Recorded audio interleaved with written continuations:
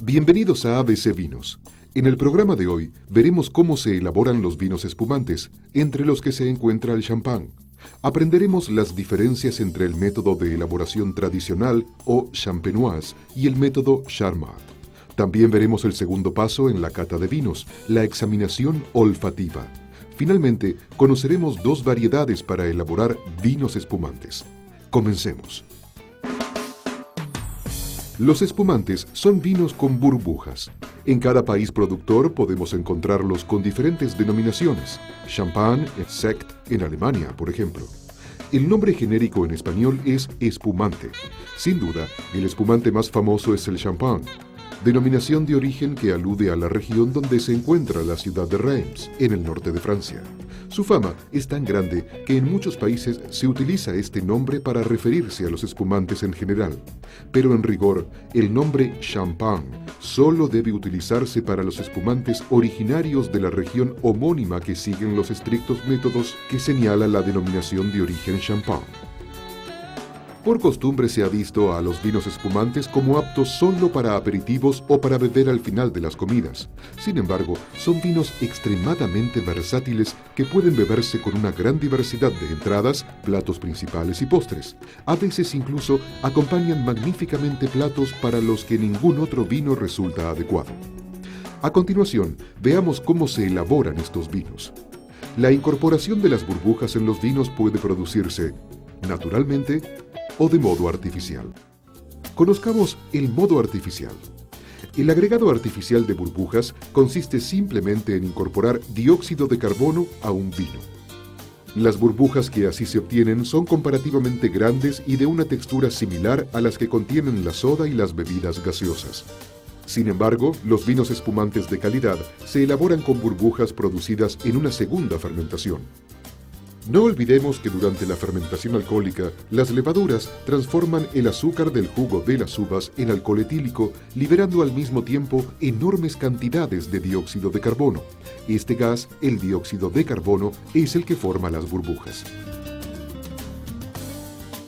En cambio, existen dos métodos naturales para elaborar vinos espumantes. El método tradicional, también llamado champenoise, y el método Charmat.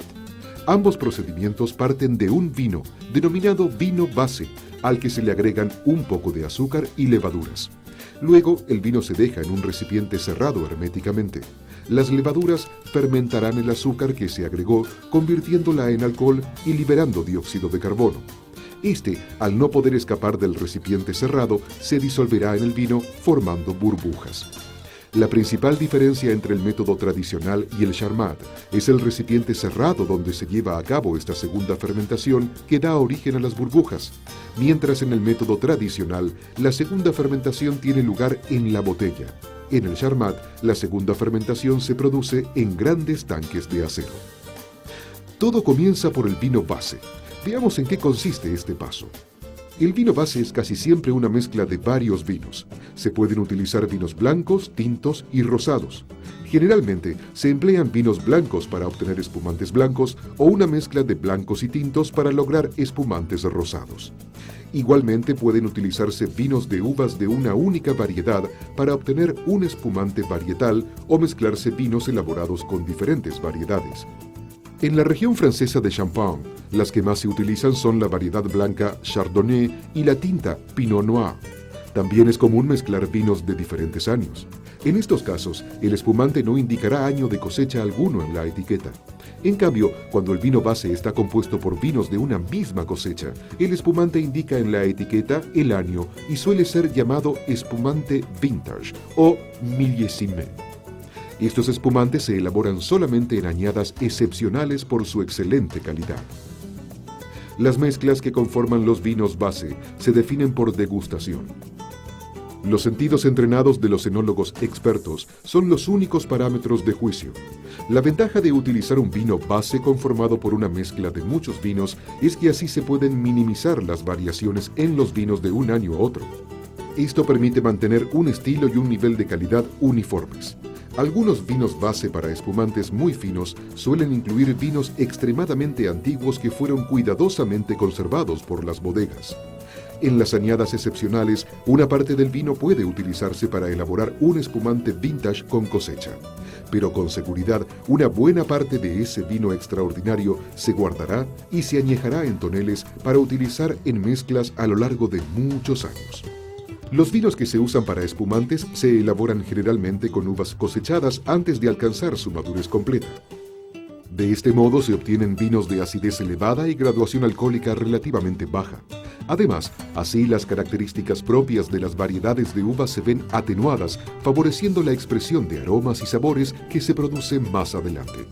Por otra parte, el bajo grado alcohólico tiene en cuenta que la segunda fermentación, que dará origen a las burbujas, también producirá algo de alcohol y lo elevará un poco más. El siguiente paso consiste en la incorporación del licor de tiraje. Conozcamos su importancia. El azúcar y las levaduras cuya fermentación formará las burbujas son incorporadas en el vino base en la forma de una mezcla llamada licor de tiraje. Este no es más que una mezcla de vino base, azúcar y levaduras.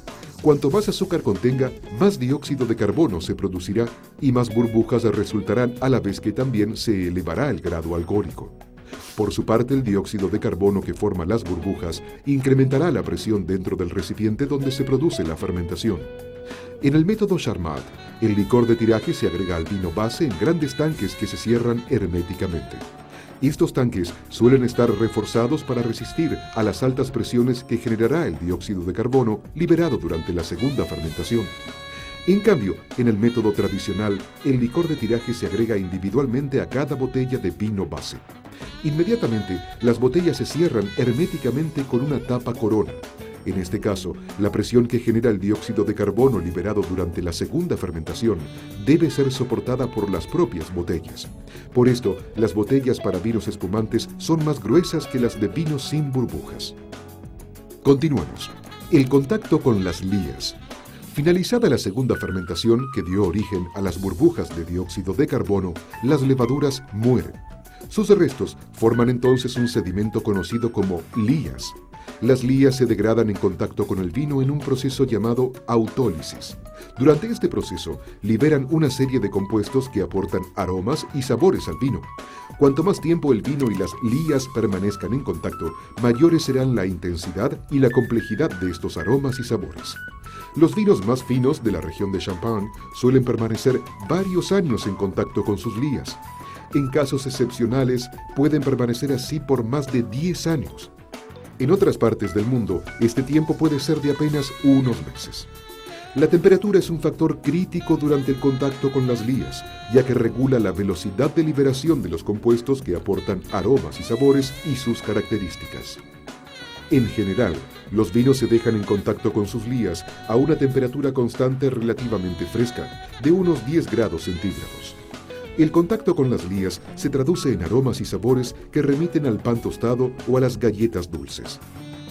Estos aromas se suman a los propios del vino base, aumentando la complejidad del espumante. Otra diferencia entre ambos métodos es que mientras en el Charmat el vino permanece en contacto con sus lías en el mismo tanque donde se produjo la segunda fermentación que dio origen a las burbujas, en el método tradicional el contacto se produce dentro de las mismas botellas puestas a descansar en posición horizontal y por regla general durante mucho más tiempo. Finalizado el contacto con las lías, estas deben separarse del vino. En el método Charmat, la tarea es relativamente sencilla. El vino es filtrado, las lías son retenidas por los filtros y el vino espumante, libre de ellas, es transferido a otro contenedor. En el método tradicional, en cambio, este proceso es mucho más complejo. Primero se efectúa una operación conocida como removido de las lías que se puede llevar a cabo manual o automáticamente. El modo manual se utiliza cada vez menos por sus altos costos, ya que requiere de mucho tiempo y espacio. Consiste en colocar las botellas de espumante en pupitres inclinadas en un ángulo de unos 30 grados con el cuello hacia abajo. Operarios mueven cada botella vigorosamente a mano, girándola varias veces un octavo de vuelta en ambos sentidos y dejándola girada un octavo de vuelta en un sentido determinado respecto de su posición anterior. La operación se repite periódicamente. Así, las lías se van juntando en el cuello de la botella. Simultáneamente, a lo largo de todo el proceso, los pupitres son movidos gradualmente hasta que las botellas terminan en posición casi totalmente vertical, con el cuello hacia abajo y las lías acumuladas prolijamente sobre la tapa corona. El proceso completo de removido manual lleva entre 3 y 8 semanas. Las formas automáticas de removido de lías son más baratas, duran menos tiempo y requieren menos espacio. El sistema se centra en un invento catalán, el Giropallet. Este ingenioso invento es básicamente una jaula montada sobre un sistema hidráulico donde se colocan las botellas. El sistema imita en cierta medida los movimientos del removido manual. Así se obtienen los mismos resultados en un plazo que nunca supera los 10 días. Luego del removido de las lías, las botellas permanecen invertidas, con las lías depositadas sobre sus respectivas tapas corona. Para eliminarlas, se sumergen los cuellos de las botellas invertidas en un líquido especial a bajísimas temperaturas, del orden de 20 grados centígrados bajo cero. Así, el líquido más próximo a la tapa se congela junto con las lías, formando una pieza sólida. Luego, antes del embotellado, la tapa corona es quitada y la presión del dióxido de carbono expulsa la porción de líquido congelado con las lías. Esta operación se conoce como degüelle. En el degüelle puede perderse también un poco de líquido por la alta presión del dióxido de carbono. El vino que se pierde es recuperado agregando espumante de otras botellas. Todas las botellas deben llegar a la etapa final, el agregado del licor de expedición, con el mismo nivel de líquido. El último paso antes del embotellado es el agregado del llamado licor de expedición. El licor de expedición suele ser una mezcla de azúcar o vinos dulces, vinos especiales y ocasionalmente brandy, coñac u otros destilados de vino.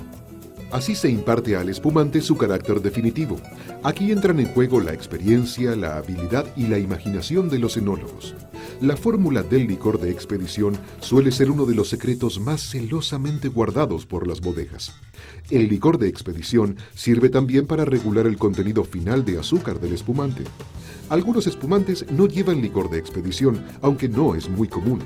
Esto se debe a que los espumantes muy secos rara vez tienen el equilibrio necesario para resultar armoniosos y agradables. En el método Charmat, el licor de expedición se agrega al espumante en un tanque o se dosifica durante el embotellado. En el método tradicional, el licor de expedición se dosifica durante el embotellado inmediatamente después del degüelle que permitió eliminar las lías. Embotellado. Finalmente el vino es tapado, encapsulado y etiquetado. También se agrega un brozal de alambre que asegura el tapón de corcho y evita que se produzcan aperturas accidentales por la presión interna. Los corchos para vinos espumantes son mayores que los corchos para vinos sin burbujas.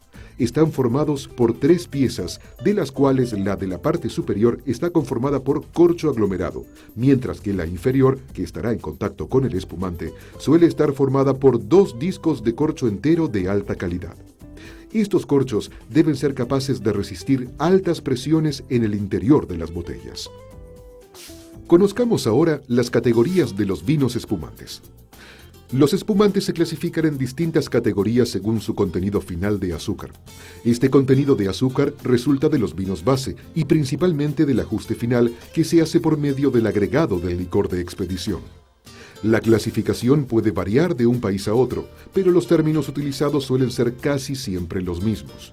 Muchos pueden resultarnos familiares: Natur, que corresponde a los espumantes más secos y en orden creciente de contenido de azúcar; Extra Brut, Brut y Demi-Sec.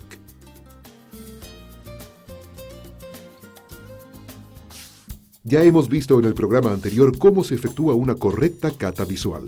A continuación, veremos el segundo paso, la examinación olfativa. La examinación olfativa consiste en oler el vino para evaluar sus aromas.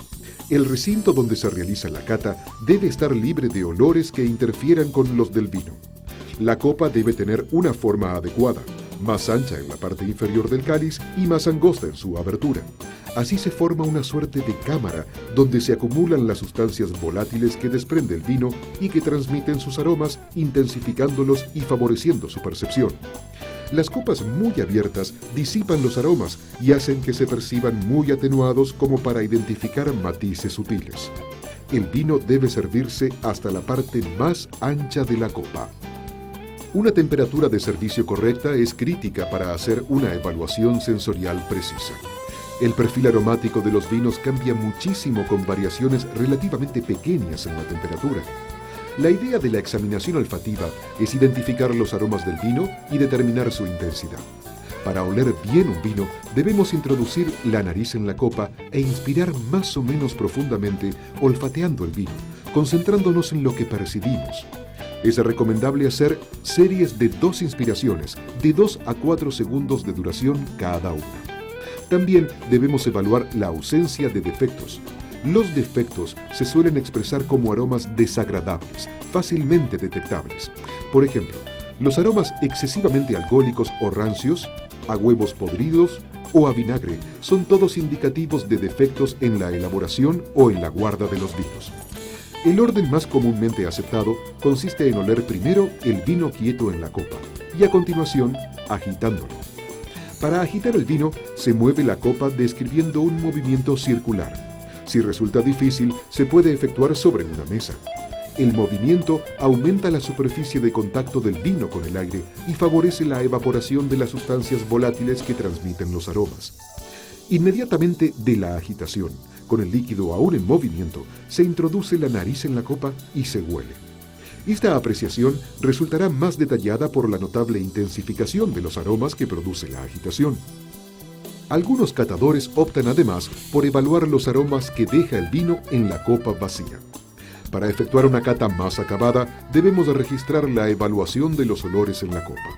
Los aromas del vino cambian a medida que pierde las sustancias más volátiles y se desprende de otras que no lo son tanto.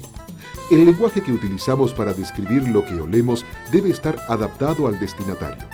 Un lenguaje despojado, simple y libre de jergas será el más apto para la mayoría de la gente. La descripción de los aromas del vino se hace por aproximación a otros aromas que nos resultan similares. Cuanto más comunes y precisos sean los aromas que evocamos, más personas podrán descifrar lo que queremos decir. A continuación, conoceremos 2 varietales de fama mundial que son de gran relevancia para producir espumantes de calidad. Comencemos. El Chardonnay es un cepaje blanco de origen francés. Se hizo famoso gracias a los vinos blancos de la Borgoña, cuyas mejores añadas pueden alcanzar su apogeo después de 10 o más años de añejamiento. Si hay una característica que define al Chardonnay, es su adaptabilidad. Puede dar vinos de alta calidad en climas muy fríos o muy cálidos. Además, es una variedad de aromas relativamente neutros que se adapta fácilmente a distintos métodos de vinificación. Esto permite a los enólogos expresar distintos estilos y gamas de aromas según la manera de vinificación y de crianza. En climas fríos, como en la región de Chablis, en el norte de Francia, da vinos extremadamente secos, de acidez elevada y refrescante, con aromas cítricos y minerales. En regiones de clima cálido como Australia y California, puede dar vinos densos que son una explosión de frutas tropicales con aromas de mangos, papayas, piñas y bananas. La crianza en barricas de madera de roble le suele aportar notas que van desde la vainilla y las frutas secas hasta aromas tostados intensos y dejos empalagosos a manteca. La Chardonnay es la única variedad blanca admitida en la región francesa de Champagne, donde suele dar vida a los vinos espumantes más complejos, famosos y caros del mundo. Allí se la suele combinar con las uvas tintas Pinot Noir y Pinot Meunier. Los champagnes, elaborados exclusivamente con Chardonnay, están entre los espumantes más cotizados del mundo. Se los conoce como Blancs de Blancs, que significa blanco de blancos. Actualmente, gracias a la fama del champán, la uva Chardonnay se utiliza para elaborar vinos espumantes en todo el mundo. Esta variedad gozó y aún goza de enorme popularidad, por lo que en la actualidad se la puede encontrar diseminada por todo el mundo vitivinícola. Francia, Italia, España, Australia, Nueva Zelanda, los Estados Unidos, Sudáfrica, Chile y la Argentina producen una variedad enorme de vinos con uvas Chardonnay. También Portugal, Grecia, Austria, Alemania, el Canadá, Inglaterra, Suiza y Hungría, entre otros. Nos queda conocer el segundo cepaje. El Pinot Noir es un cepaje tinto de origen francés que debe su fama a los exquisitos vinos tintos de la Borgoña francesa, míticos, longevos, escasos y casi siempre costosos. Algunas palabras que los catadores comúnmente asocian a los tintos de la Borgoña son delicadeza, sutileza y elegancia. Sin embargo, el Pinot Noir, incluso dentro de la misma Borgoña, puede dar vinos de estilos muy variados. Es una uva extremadamente sensible al clima y al suelo donde crece, es decir, al terroir, razón por la cual su difusión por el mundo ha sido lenta y con resultados no siempre alentadores. Hasta ahora, solo Nueva Zelanda y los estados norteamericanos de Oregon y California lograron ejemplares comparables a lo mejor de la Borgoña francesa. Inicialmente, todos los productores del mundo buscaban imitar el estilo de los tintos de la Borgoña y copiaban los métodos de los enólogos borgoñeses, pero no siempre obtenían resultados satisfactorios, ya que los suelos y los climas no eran los mismos. Así, la experiencia ganada a lo largo de los años hizo que las diferentes regiones fueran desarrollando sus propios estilos. La piel fina de la uva Pinot Noir tiene una concentración relativamente baja de materia colorante y taninos. Los vinos resultantes suelen ser, en consecuencia, de colores menos intensos y de taninos más suaves y sedosos que los tintos de cepas como el Cabernet Sauvignon, el Syrah o el Malbec. Los aromas y sabores típicos del Pinot Noir comprenden principalmente las frutas rojas y pequeñas como las frutillas, las frambuesas y las cerezas. La crianza en barricas de roble, casi siempre francés, le puede aportar notas especiadas, ahumadas, de tabaco y de vainilla. En la región francesa de Champagne, el Pinot Noir aporta sus aromas a espumantes complejos y codiciados, casi siempre mezclado con uvas blancas Chardonnay y uvas tintas Pinot Meunier. Los champagnes, elaborados exclusivamente con Pinot Noir, son una fina rareza. Se los conoce como Blanc de Noir, que significa blanco de tintos, debido a que el vino base se elabora como si se tratara de un vino blanco. Actualmente, gracias a la fama del champán, se utiliza para elaborar vinos espumantes en varias partes del mundo. El Pinot Noir está lejos de gozar de la gran popularidad del Cabernet Sauvignon o el Syrah. Sin embargo, esto se debe más que nada a su escasez y tal vez a la moda imperante de beber vinos tintos muy concentrados y potentes que esta uva rara vez es capaz de dar. Está presente en casi todos los países productores de vinos, pero su fragilidad y su delicadeza la convierten en una cepa minoritaria. Hemos llegado al final de nuestro programa. Repasemos lo que aprendimos. Hoy vimos cómo se elaboran los vinos con burbujas. Vimos que se parte de un vino base que se sometió a una segunda fermentación en un recipiente cerrado. Así, el dióxido de carbono liberado se disuelve en el líquido, dando origen a las burbujas. Aprendimos las diferencias principales entre la segunda fermentación mediante el método tradicional dentro de las mismas botellas y el método Charmat que se produce en tanques. Descubrimos la importancia del añejamiento de los espumantes en contacto con las lías, los restos de levaduras de la segunda fermentación que transmiten a los espumantes aromas y sabores distintivos. Vimos también el segundo paso en la cata de vinos, la examinación olfativa, que busca identificar los aromas en el vino y determinar su intensidad. Finalmente, hablamos de la importancia de elegir correctamente los olores que evocamos cuando queremos describir un vino, así como de utilizar un lenguaje comprensible para quien nos escucha. Por último, conocimos dos cepajes, el Chardonnay y el Pinot Noir. Esperemos que hayan disfrutado del programa de hoy y los invitamos a reencontrarnos en el próximo capítulo de ABC Vinos.